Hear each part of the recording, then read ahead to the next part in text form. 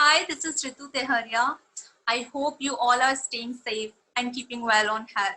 So today we have a very special guest with us, a small town girl from Hisar who later conquered the boxing world, a girl who broke the stereotypes and inspired millions of girls out there, five-time national champion and the only Indian who bagged gold from Arafura Games, a beautiful face with strong biceps and a generous human being. Yes, I'm talking about Pinky Changra. So hi Pinky, how are you? Hi Ritu, I'm good.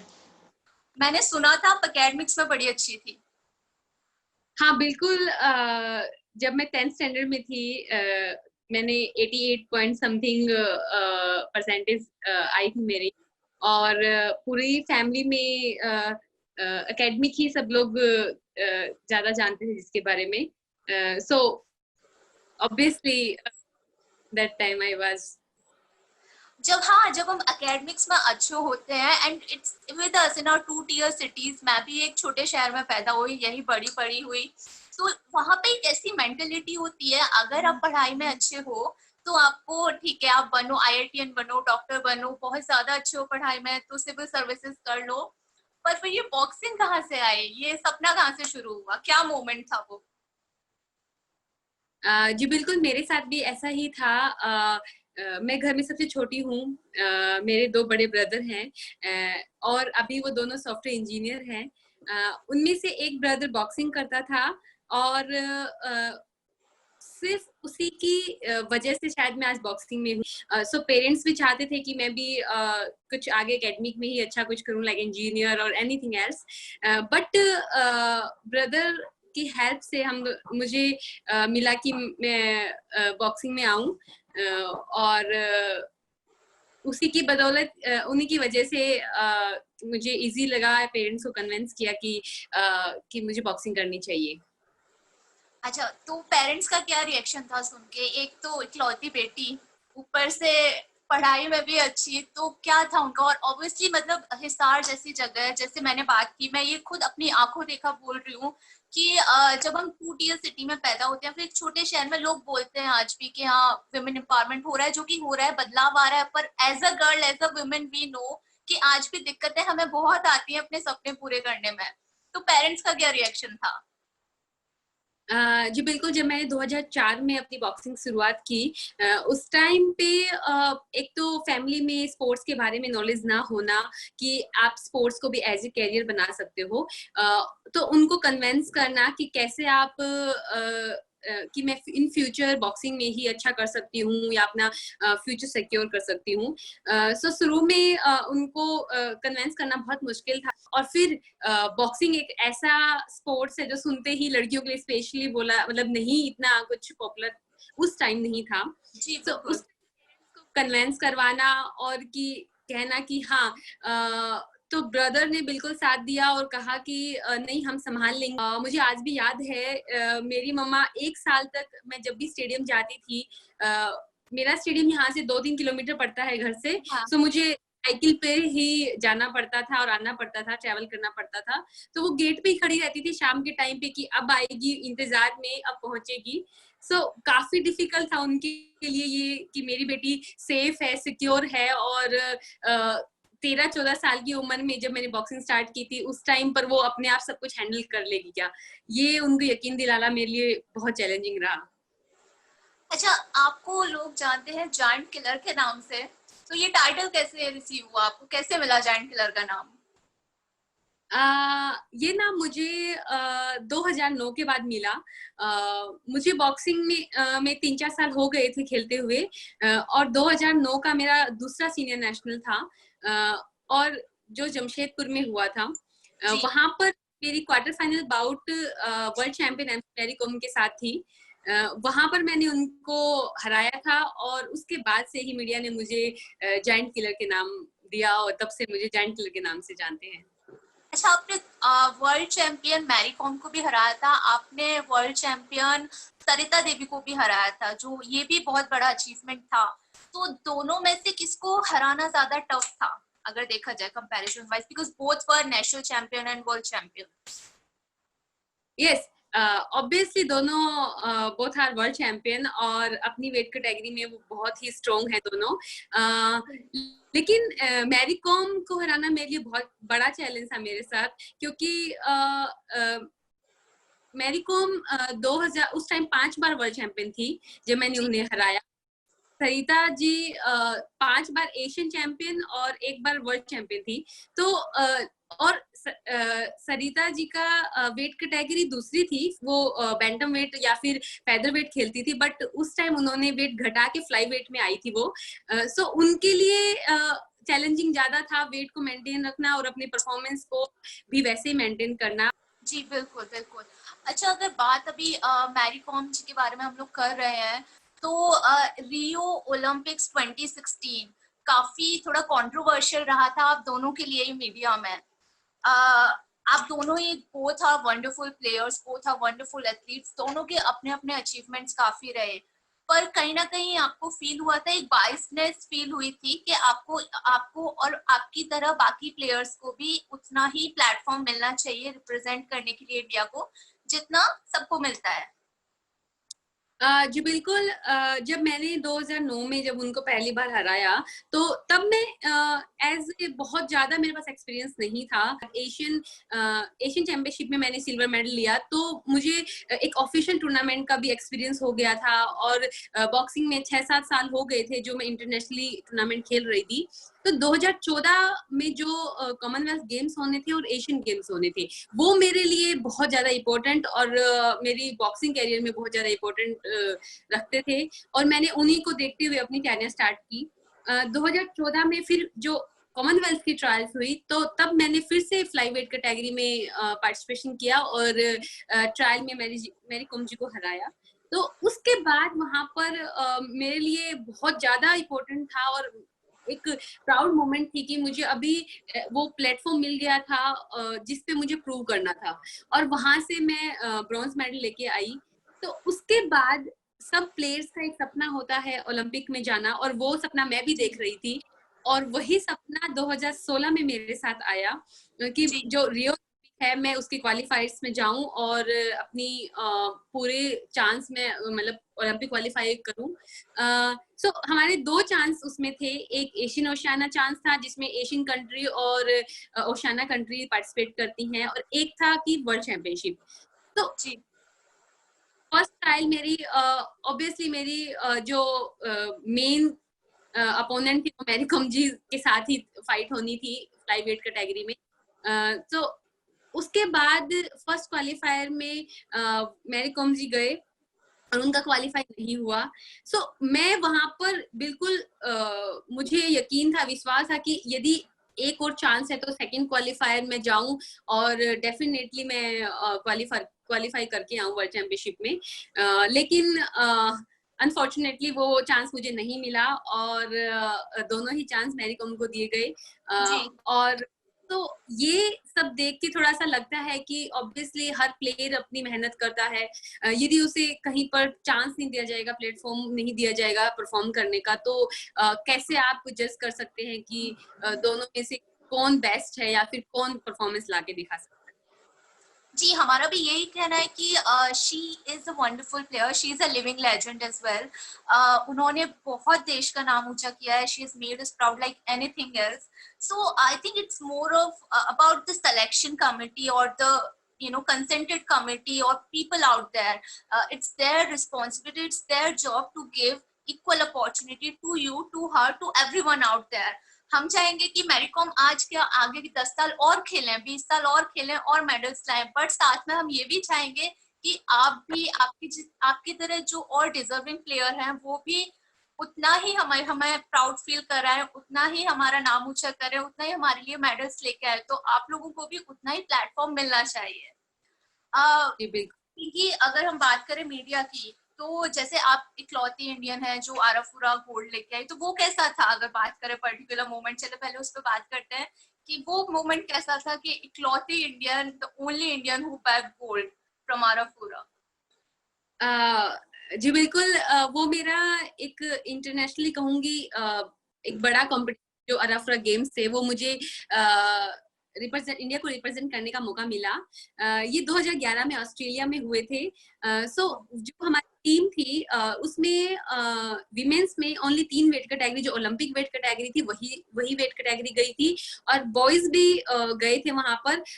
5 to 6 boys भी थे। तो इस पूरी team में मेरे साथ जो हमारे स्टार बॉक्सर हैं अखिल कुमार और विजेंद्र कुमार, वो भी हमारे साथ गए थे। तो वहां पर एक बहुत ही अच्छा एक्सपीरियंस मेरे साथ रहा, और डेफिनेटली गोल्ड मुझे मिला, तो और साथ में बेस्ट बॉक्सर का टाइटल भी मुझे मिला। तो वहां पर जो बाउट खेल के वहां का जो एक्सपीरियंस था, वहां से जो एक कॉन्फिडेंस आया मुझे, उसने मुझे बहुत ज्यादा हेल्प की कि हाँ डेफिनेटली एक स्टार टीम के साथ मैं वहां पर इकलौती लड़की थी जो इंडिया के लिए गोल्ड लेके आई। अच्छा, मीडिया की बात करें अगर पिंकी, तो क्या आपको लगता है मीडिया ने आपको उतना इनफ सपोर्ट किया है एज ए वुमेन एथलीट? जी बिल्कुल, ऐसी बात नहीं है। मीडिया ने हमेशा साथ दिया है मेरा, और मुझे जितना भी मैंने बॉक्सिंग में अपना कैरियर में जो भी अचीवमेंट ली है, उन्होंने बहुत अच्छे से उस चीज को दर्शाया है। हाँ, लेकिन मैं ये जरूर चाहूंगी कि मीडिया अभी इन फ्यूचर भी जैसे जो बड़ी इवेंट्स को हाईलाइट करती है, छोटी जो इवेंट्स होते हैं वहां पर भी वैसे ही हाईलाइट हो और लोगों तक पहुंचे, क्योंकि काफी बार रहता है कि जो ग्राउंड लेवल है, जो एक छोटा लेवल है, वो चीजें छुपी रह जाती हैं, और वहीं से है कि जो असली टैलेंट या फिर निकल के आता है। जी। अच्छा, जब हम बाहर खेलते हैं, बाहर हम गोल्ड जीतते हैं, तो हमारा नेशनल एंथम प्ले होता है, वो एक फीलिंग होती है। जब हम टीवी पर भी देखते हैं पिंकी, हमें गूज़बम्स आ जाते हैं वो मोमेंट देख के कि हमारा नेशनल एंथम बजाया जा रहा है, लोग गा रहे हैं, रिस्पेक्ट एक अलग है, फर्स्ट हमारा देश फर्स्ट पोजीशन पे खड़ा है। तो आप उस जगह खड़े होते हैं तो वो क्या फीलिंग होती है? मैं बोल रही हूँ, मुझे बोलते हुए गूज़बम्स आ रहे हैं। बिल्कुल, उससे बड़ी मोमेंट और उससे बड़ी अचीवमेंट एक स्पोर्ट्स पर्सन की लाइफ में नहीं हो सकती। जब हम उसको जाते हैं, अपने आप जो नेशनल एंथम बजता है तो एक आंसू निकलने स्टार्ट हो जाते हैं कि उस टाइम लगता है कि, और वो चीज उस पोडियम पे खड़े होकर हमें याद आती है कि जो इस अचीवमेंट के लिए, इस जो आज तिरंगा लहरा रहा है उसके लिए जो हमने पूरी साल जो डेडिकेशन के साथ जो इतने सारे सेक्रीफाइस किए थे, उसका रिजल्ट, उसका जो एक आज इनाम है वो आज हमें मिल रहा है। और मेडल के साथ वो जो तिरंगा लहराता है, राष्ट्रीय गान बजता है, वो एक बहुत ही मतलब प्राउड और गर्व की बात होती है हमारे लिए कि यदि कोई भी एथलीट वहां तक पहुंचता है तो वो फख्र महसूस कर। वंडरफुल पिंकी, अगर बात करें हम लोग ऐसे आपके बॉक्सिंग करियर की, आपका अच्छा अचीवमेंट्स रहे हैं, तो हर एक एथलीट का, हर एक स्पोर्ट्स पर्सन का एक कुछ ना कुछ सीक्रेट मंत्र होता है, कुछ ना कुछ एक सीक्रेट होता है जो उसको आगे बढ़ाता है। मतलब बीट कोई सीक्रेट डाइट हो या फिर कोई हैबिट हो, कोई पंचुअलिटी हो, तो आपका क्या है वो सीक्रेट रेसिपी, सीक्रेट फंडा जो आपका बॉक्सिंग करियर का? हर एक स्पोर्ट्स पर्सन की लाइफ में अप एंड डाउन्स आते हैं, और बहुत सारे ऐसे लम्हे आते हैं जो आपको बहुत ज्यादा, जब आप हारते हो कैसे फील होता है, और जब कोई इंजरी आपकी लाइफ में आ जाती है तो कैसे उसे आप रिकवर करते हो। वहां पर एक स्पोर्ट्स पर्सन का असली एग्जाम मैं कह सकती हूँ होता है कि वो कैसे उसको करता है और उसको रिकवर करके दोबारा से खड़ा होता है और फिर से कोई चैंपियनशिप जीतता है। सो मेरा मोटिव यही रहा है कि मैं बहुत काम रहती हूँ और अपने आप को पॉजिटिव थॉट्स के साथ किसी भी बुरे वक्त में अपने आप को हैंडल करती हूँ कि मैं यदि लगातार मेहनत करती रही तो वो दिन दूर नहीं है जब ये जो बुरा वक्त है वो निकल जाएगा। पिंकी, आपकी इंस्पिरेशन कौन थी? यदि मैं बॉक्सिंग में आने के बाद कैसे, बिल्कुल स्टार्टिंग मेरे ब्रदर और मेरी फैमिली के स्पोर्ट से हुई है, लेकिन ये कह सकती हूँ जरूर कि मैं 2003 में जब एशियन चैंपियनशिप हिसार में हुई थी विमेंस की। तो उस टाइम मैंने सभी फर्स्ट टाइम सभी जो बॉक्सिंग स्टार्स थी उनको देखा था। सो वो देखने के बाद बहुत ज्यादा मुझे मैं इंस्पायर हुई कि मुझे बॉक्सिंग ही क्यों चूज करना है। सो वहां पर मैंने मैरी कॉम जी को देखा था, वहां पर मैंने सरिता जी को देखा था, वहां पर हरियाणा की बहुत सारी स्टार मुक्केबाज थी, मीना कुमारी वहां थी, सुषमा कुमारी जिन्होंने इंडिया गोल्ड मेडल जीता था। तो वहां पर जो मैरी कॉम जी ने मेडल जीता था वो एक बहुत बड़ा इंस्पिरेशन थी मेरे लिए कि कैसे मैं बॉक्सिंग ही करूं और क्यों इसमें आगे बढ़ूं। और उसी दिन से मेरा एक सपना था कि मैं मैरी कॉम जी के साथ खेलूं और वो चीज मैंने की। अच्छा पिंकी, जैसे हम लोग जिस सोसाइटी में रहते हैं और कहीं ना कहीं एक सोसाइटी का प्रेशर होता है हर जगह से। अब सोसाइटी में आप कह लीजिए बाकी हमारे आसपास के सराउंडिंग्स, हमारे रिलेटिव्स या घर वाले भी इंक्लूड होते हैं, तो कहीं ना कहीं कभी ऐसा कुछ दबाव पड़ता है कि हाँ जी खेल लिया, आगे भी खेलते रहोगे, एक बार शादी कर लो, सेटल हो जाओ, फिर आगे अपना खेलते रहना, कभी ऐसा कुछ प्रेशर आता है? बिल्कुल, जिस सोसाइटी में हम रहते हैं वहाँ डेफिनेटली हर तरह के हर सोच के लोग रहते हैं और वहां पर और जब आपके फैमिली में या आपके परिवार में रिलेटिव्स में यदि स्पोर्ट्स के बारे में बहुत ज्यादा नॉलेज ना हो, एक होता है कि आपको बचपन से ही स्पोर्ट्स के बारे में या फिर खेलते आए हैं, आपके दादाजी या फादर्स ने खेला है पहले स्पोर्ट्स, तो उनके लिए इतनी डिफिकल्टी नहीं होती ये सब चीजें करना। लेकिन यदि जिनको पता नहीं है कि sports as a career in future उनको लेके जाना है, उसको कंटिन्यू करना है, उसमें भी बहुत सारा आप नेम फेम कमा सकते हैं, तो वहां पर ये चीज बहुत आगे आती है। हाँ, अपने फैमिलीज को आप कन्विंस कर सकते हो, बता सकते हो कि नहीं मैं इतनी मेहनत कर रही हूँ और मुझे मेरा पैशन है ये, मुझे इसी में आगे बढ़ना है। लेकिन जो आसपास के रिलेटिव्स हैं उनको समझाना आपके लिए मुश्किल हो जाता है, वहां पर ये डिफिकल्टी आती है कि कैसे मैं कैसे उनको कि बताएं कि ये चीज हाँ। पूरे डेडिकेशन के साथ यदि आप लगते हो तभी अचीवमेंट मिलती है। ये कोई ऐसा नहीं है कि आप शाम को गए 2 घंटे खेल के आ गए और ऐसा काम चल जाएगा। सो वहां दिक्कत बिल्कुल आई थी। और अब जब दोनों भाइयों की शादी हो गई है, अब और भी वो लोग इस चीज को प्रेशर करते हैं, हाँ कि शादी कर लो, सेटल हो जाओ और खेलते रहो, कोई बड़ी बात नहीं है। हाँ, बट मेरे ने बहुत हेल्प की, उन्होंने बहुत अंडरस्टैंड किया मुझे। और फिर ब्रदर तो साथ हमेशा ही रहे हैं कि उन्होंने किसी भी तरह का मुझे ऐसी दिक्कत नहीं आने दी जो कि स्पोर्ट्स के बीच में आए और मेरी जो अचीवमेंट्स है या फिर जो मेरी सफलता है उसके बीच में आड़े अड़े, लेकिन उन्होंने काफी सपोर्ट किया मुझे। जी। सो अगर आप बॉक्सर नहीं होती, सपोज जैसे हर किसी का एक बैकअप प्लान होता है, फिर बचपन से कुछ ना कुछ होता है कि वो स्किल्ड है या फिर ये है, तो अगर ये नहीं होता तो ये हो जाता। जैसे मैं जो कर रही हूँ आज, मैं ये नहीं होती तो मैं बोल सकती हूँ कि मैं ये नहीं तो ये होती। तो अगर आप बॉक्सर नहीं होती तो आप क्या होती? मैं भी आज किसी कंपनी में इंजीनियर बनी होती। और ऐसा मौका नहीं आता कि आज आप मेरा इंटरव्यू ले रहे होते, डेफिनेटली बहुत सारे इंजीनियर्स हैं जो अपनी अपनी जगह पर अपना वर्क कर रहे हैं। सो शायद मैं इंजीनियर होती यदि आज मैं ऑप्शन नहीं होती। अच्छा, अगर अभी बॉक्सिंग करियर में बात करें तो आपका अगला क्या है जो आप गोल मान के चल रही हैं कि अभी मुझे ये करना है? नेक्स्ट स्टेप क्या है आपका पोस्ट पैंडेमिक? बिल्कुल, अभी जो सिचुएशन है उसके अकॉर्डिंग तो नेक्स्ट ईयर से ही शायद होपफुली सब टूर्नामेंट्स फिर से स्टार्ट हो जाएंगे। उसके बाद टारगेट 2022 पर है जो फिर से कॉमनवेल्थ गेम्स और एशियन गेम्स आएंगे। सो ऑब्वियसली हर अब नेशनल चैंपियनशिप को ना देके मैं बड़े इवेंट्स की वेट करूंगी और उसमें ही अपना उन्हीं के लिए अच्छी तैयारी करूंगी। Is Pinky Jangra single? Yes. Okay. So Pinky, guys, Pinky Jangra is dating her career currently, and yes, she is eyeing to world championship. So no dating scenes right now. So brown bread or bajre ki roti? Definitely बाजरे की रोटी। अच्छा, लौनी और चीज?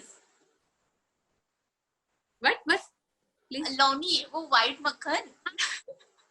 लोनी, बिल्कुल Loni. Road side kulfi या naturals? Kulfi. Kulfi, okay. Swimming pool या tubewell का पानी?